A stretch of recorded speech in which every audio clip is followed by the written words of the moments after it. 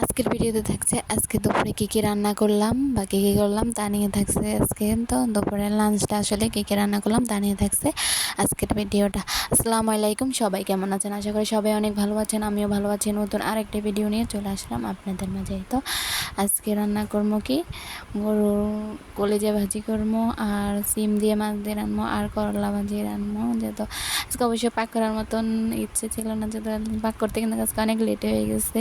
এ তো পাক করে আসছি মুহূর্তে, পাকটা করে আসা মোটে বয়স আপনাদের সাথে ভিডিওটা আমি শেয়ার করতে আছি সব কিছু করে আজকে পাকটা। কিন্তু আজকে আমার এক জায়গায় একটা দাওয়াত ছিল, অবশ্য দাওয়াতটা একজনের অসুস্থ থাকার কারণে এটা ক্যান্সেল করছে দাওয়াতটা অবশ্যই। তবে কিন্তু রান্নার কোনো প্রিপারেশনও ছিল না, হঠাৎ করে শুনে যে আজকে যেতে পারবে না, একটা জায়গায় যাওয়ার কথা ছিল অবশ্য এখন যাইতে পারবে না, তাই আজকে যাওয়া হলো না। তারপর তো পাক করতে করতে অবশ্যই যেতেও খাইতে হবে না, তার কারণে তো চলে গেলাম পাক করার জন্যে। দেখতে পারতেন করলা ভাজি, তো এখানে সব কিছু রেডি করে করলাগুলো আগে কলিজাগুলো ধুয়ে নিছি, ধুয়ে কুইটা নিছি সব কিছু। তবে কলিজা কীভাবে ভাজি করি বা ওরা কলিজা না একটা ব্যবসা কলিজা আছে না, ধলি কলজাটা, ওই কলজাটা আমার কিন্তু অনেক ফেভারিট। আমার থেকে একটা আছে না কালো কলজা, ওটা আমার ফেভারিট, অবশ্যই আমি ওটা খাই না। এই কারণে তো আপনাদের সাথে শেয়ার করবো আমি কলজাটা আসলে কীভাবে পাক করলাম বা কী করলাম। তাদের এইটার সাথে অ্যাডজাস্ট করলে আসলে ভিডিওটা অনেক বড় হয়ে যায়, তাই এরা যাতে অ্যাডজাস্ট করি নাই, আজকে রান্নাটাই শুধু ভিডিও করে দিলাম। অবশ্যই আপনাদের সাথে আমি ওইটা শেয়ার করবো যে কলজাটা আসলে কীভাবে ভাজি করলাম বা কী করলাম, কীভাবে ভাজি করলাম, ওই রেসিপিটা আপনাদের সাথে পরের ভিডিওতে অবশ্যই আপনারা দেখবেন। নেক্সট ভিডিওতে কালকের অবশ্যই ভিডিওটা তো আপনাদের সাথে দেখবেন। তো দেখতে পারতেন আছেন এখানে চিমগুলো সব কিছু ধুয়ে তারপর এখানে কী করলাম, রেডি করে বসিয়ে দিলাম। আসলে একলা সংসারে দেখলাম মানুষ কিছু মেনটেন করে আস্তে আস্তে খুবই হয়ে যায়। তারপরে এখানে দেখতে পারতেন আছেন, তো দেখতে পাচ্ছেন কলজাগুলি কিন্তু সিদ্ধ হয়ে গেছে। তো কীভাবে কী করলাম তার কিন্তু ভিডিও আপনাদের সাথে অবশ্যই শেয়ার করবো। এখানে দেখেন সিম ফ্রাই হয়ে গেছে বসিয়ে দেওয়ার পরে, তো সিম হয়ে যাওয়ার পরে দেখতে পাচ্ছেন আছেন এখানে ফ্রাই সিদ্ধ হয়ে গেছে। আমি কিন্তু সিমটা আপনার দিয়ে আজকে কষিয়ে রান্ধি, আজকে কিন্তু পানি দিয়ে এভাবে সিমটা রাঁধছি। আমাদের মা চাচির আগে দেখতাম এভাবে রান্না করলে অনেক মজা লাগতো সিমটা, কিন্তু আগের মতন মজা নাই। যে আমরা যখন ছোটোবেলা সিমগুলো আসলে খেতাম, এখনকার আগের মতন টেস্ট নেই। বাজারের সিম আসলে বাড়ির সিমটা আসলে খেতে অনেক মজা লাগে, বাজারের সিমটা খেতে এত মজা লাগে না।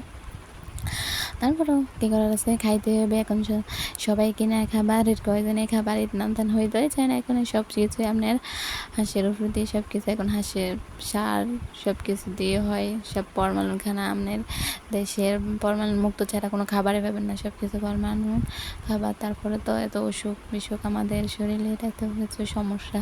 তারপরে তো দেখতে পাচ্ছেন এখন চইগুলো কিন্তু হয়ে গেছে। তারপরে এখানে মাছগুলো দেখতে পাচ্ছেন, মাছগুলো প্রায় তেলিয়ে এগুলো চই সিদ্ধ হয়ে গেছে, মাছগুলো তেলিয়ে নিলাম। তেলিয়ে নেওয়ার পরে তো দেখতে পাচ্ছেন এখন সিমের মধ্যে মাছগুলো দিয়ে দিতেছি। সিমগুলো আসলে রান্নার কথা ছিল না, যেহেতু রিয়ানে আবার আপনি শুকনো খাবার খেতে পারে না, তো কলিজা ভাজি আর করলা ভাজি রিয়ানে অবশ্যই খেতে পারবে না ভিজা করে। এই কারণে দেখতে পাচ্ছেন তেলটা কিন্তু মাছের তেলটা এইভাবে আমি দিই। আপনারা কীভাবে রান্না করেন আমি অবশ্যই জানি না, তবে আমি এভাবে সিম তরকারিটা রান্না করলে আমার থেকে বেশি মজা লাগে। আজকে অন্যরকম রান্নাম, আরেকদিন অন্যরকম রান্নাম, এরকমই এক একদিন এক এক রকম রান্না করি। কে কীভাবে রান্না করেন অবশ্যই আমাকে কমেন্টে জানাবেন যে আসলে কীরকম হয়েছে রান্নাটা।